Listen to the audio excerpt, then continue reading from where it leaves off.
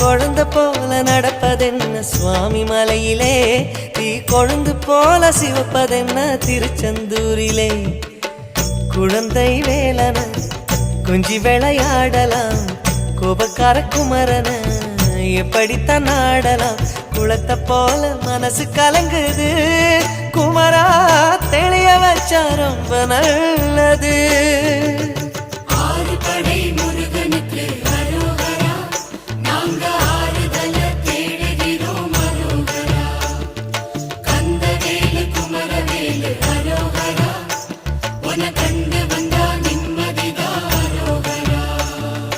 பழனியிலே சந்நியாசி, தணிகையிலே சம்சாரி, ஓம் கணக்கு புரியலையே முருகா, ஓம் கணக்கு புரியலையே முருகா.